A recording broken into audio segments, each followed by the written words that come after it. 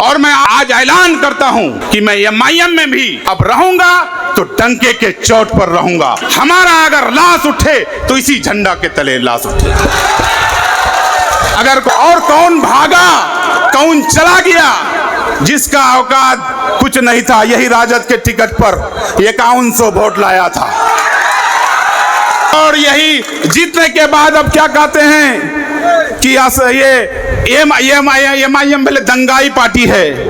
अरे बेवकूफ, जिस झंडा के तले तुम आज विधानसभा में जाकर के बैठते हो तो इसी का मेहरबानी है कि तुम जाकर के विधानसभा में बैठते हो, नहीं तो तुम्हारा कोई हैसियत नहीं था। कौन नहीं जानता है कि राजद के पास जाके बिक गए हो। बहादुर इनका विधानसभा जानता है कि पहले एक भी पोस्टमार्टम नहीं होता था, आज तो कब्रिस्तान से भी लाश उठता है। कौन नहीं जानता है तुम्हारा कारनामा। मैं उस दिन कहा था किशनगंज में कि मैं ज्यादा तो पढ़ा लिखा नहीं हूं, लेकिन मैं मंच में आके कहता हूं कि मैं मैट्रिक तक पढ़ा लिखा हूं, मेरा डिग्री दिखाने के लिए मैं तैयार हूं। आज हमारे ऊपर काला कानून वक्फ संशोधन बिल आज पास कर दिया, हम नहीं मानेंगे, हम नहीं मानेंगे। 30 करोड़ मुसलमान हिंदुस्तान का नहीं मानेंगे। तुम हमको कहां ले जाओगे? तुम्हारा जेल में जगह नहीं होगा। दूर दराज से आए हुए एमआईएम के कार्यकर्ता और हैदराबाद से चल करके जो एमआईएम के वरिष्ठ नेता हैं, मैं उन लोगों का तहे दिल से शुक्रगुजार हूं। मैं सिर्फ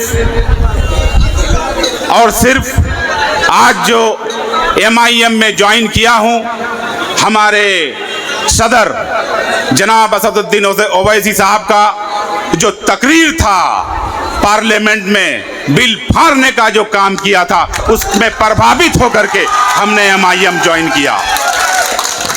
और मैं आप लोगों को यकीन दिलाना चाहता हूं कि हमने जब कांग्रेस में रहा तो डंके के चोट पर रहा, और मैं आप आज ऐलान करता हूं कि मैं एमआईएम में भी अब रहूंगा तो डंके के चोट पर रहूंगा। और मैं आप लोगों से दुआ का दरखास्त करता हूं कि हमारा अगर लाश उठे तो इसी झंडा के तले लाश उठे। अगर कोई सोचता है कि ये पार्टी बदल देगा, तौसीफ आलम दोस्ती भी खुल के करता है तो दुश्मनी भी खुल के करता है। इसीलिए हमने असदुद्दीन ओवैसी साहब से दोस्ती किया है तो खुल के दोस्ती करेंगे इंशाअल्लाह।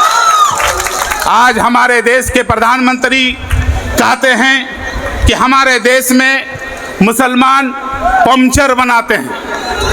मैं चाय वाला का बेटा से कहना चाहता हूं, किसी पर उंगली उठाने से पहले अपने गिरिमा में झांक के देखिए, तुम भी स्टेशन में चाय बेचता था। अगर आज हम पंचर बनाते हैं तो कल का दिन आपको भूलना नहीं चाहिए। और मैं उस दिन कहा था किशनगंज में कि मैं ज्यादा तो पढ़ा लिखा नहीं हूं, लेकिन मैं मंच में आके कहता हूं कि मैं मैट्रिक तक पढ़ा लिखा हूं, मेरा डिग्री दिखाने के लिए मैं तैयार हूं। लेकिन हमने उस दिन कहा था कि अनपढ़ प्रधानमंत्री क्यों कहा था? आज तक वो डिग्री नहीं दिखाने का काम किया है हमारे माननीय प्रधानमंत्री जी। इसीलिए मैंने कहा था कि आप अनपढ़ प्रधानमंत्री हैं। और हमने तरीपार जो हमारे जो गृह मंत्री बन के हैं, मैं उनका कुर्सी को सलाम करता हूं, लेकिन जो कुर्सी पर बैठे हुए हैं उसको मैं थूकता हूं, उसका काम काज करने का जो अंदाजा है। आपने 3 तलाक हमारे माथे पर थोपा, आपने हमसे बाबरी मस्जिद छीन ली, आपने धारा 370 का धारा खत्म कर दिया। आज हमारे ऊपर काला कानून वक्फ संशोधन बिल आज पास कर दिया, हम नहीं मानेंगे, हम नहीं मानेंगे। 30 करोड़ मुसलमान हिंदुस्तान का नहीं मानेंगे। तुम हमको कहां ले जाओगे? तुम्हारा जेल में जगह नहीं होगा। 30 करोड़ मुसलमानों को जब जेल में ले जाओगे, तुम्हारा जेल कम हो जाएंगे, कम पड़ जाएंगे।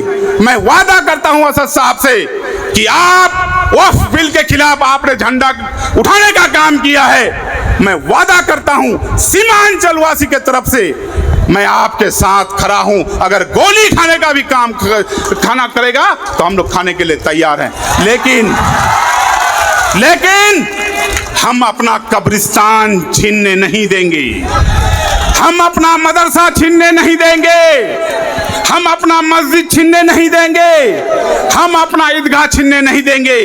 ये काला कानून जो हम लोगों के माथे पर थोपा गया है, ये काला कानून अगर लागू हो जाता है तो हमारा कब्रिस्तान ले लेंगे, हमारा मस्जिद ले लेंगे, हमारा ईदगाह ले लेंगे। इसीलिए नरेंद्र मोदी जी, उन लोगों का आज कब्र में हड्डी भी नजर नहीं आता होगा, इसीलिए तुम्हारा भी अंतिम संस्कार होगा। लेकिन ये काला कानून अगर तुम लागू करवाते हो तो हिंदुस्तान का 30 करोड़ नहीं, हिंदुस्तान का 110 करोड़ हिंदू भाई नहीं, बल्कि पूरा दुनिया का लोग तुम्हारे ऊपर थूपेंगे। और ऐसे ही हम छोड़ने वाले नहीं हैं। जब देश आजाद हुआ था तो 65,000 मुसलमानों ने जान गंवा करके हमारा इस देश को आजाद किया है। साढ़े 14,000 सिख भाइयों ने शहीद होकर के हमारा इस देश को आजाद किया है। 8,500 दलित महादलित भाइयों ने शहीद होकर के इस देश को आजाद किया है। इस काले कानून को ला करके हमारा देश का संविधान को बदलना चाहते हो, हमारा देश का नक्शा को बिगाड़ना चाहते हो। जब तक अंबेडकर का संविधान है तुम किसी का एक बाल भी बेकार नहीं कर सकते हो। मैं दावे के साथ कहता हूं, ये कानून लगने नहीं दूंगा। हमारे भाई मेरे साथ है, अब तो मुझे दोगुना ताकत हो गया है। इसीलिए मैं नरेंद्र मोदी जी से कहना चाहूंगा, नरेंद्र मोदी जी, ये कौम किसी से नहीं डरता है। ये कौम का अगर सर झुकता है सिर्फ और सिर्फ अल्लाह के आगे। और मैं यकीन दिलाना चाहता हूं, जो हमारा मुसलमान है वो इसके आगे नहीं झुक सकता है। ये इस्लाम का पहचान है, ये दीन का पहचान है, ये हमारा नबी करीम सल्लल्लाहु अलैहि वसल्लम का कहना है। इसलिए मैं हमारे बड़े भाई असदुद्दीन ओवैसी साहब से कहना चाहूंगा कि कदम से कदम मिला करके सीमांचलवासी आपके साथ है। मैं चाहता हूं कि किसान सीमांचल को हैदराबाद आप बना दीजिए, मैं वेलकम करूंगा आपका।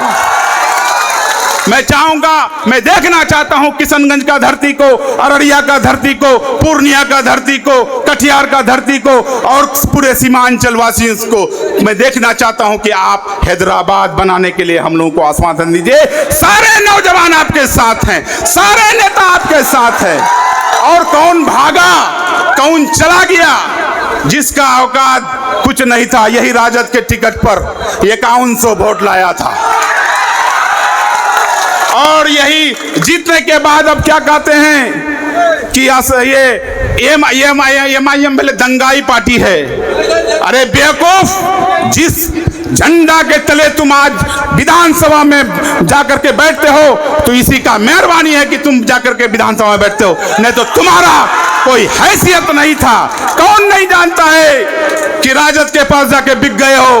बहादुर इनका विधानसभा जानता है कि पहले एक भी पोस्टमार्टम नहीं होता था, आज तो कब्रिस्तान से भी लाश उठता है। कौन नहीं जानता है तुम्हारा कारनामा। इसीलिए मैं यकीन दिलाना चाहता हूं भाइयों और दोस्तों, अगर हमारा 4 टर्म का कार्यकाल में कोई गलती हुआ है तो मैं उसके लिए माफी चाहता हूं, लेकिन ऐसे शख्स को उखाड़ के फेंकना है। और असदुद्दीन ओवैसी साहब का हाथ मजबूत करके हम लोगों को इस जिला में नहीं बल्कि इस सीमा अंचल में हम लोगों को हैदराबाद बनाना है। यही कहा करके मैं रुखसत होना चाहता हूं। अगर हमसे कुछ गलती हुआ है बोलने के लिए तो मैं माफी का खास्तकार हूं। अस्सलाम वालेकुम व रहमतुल्लाहि व बरकातहू। हिंदू भाइयों को नमस्कार।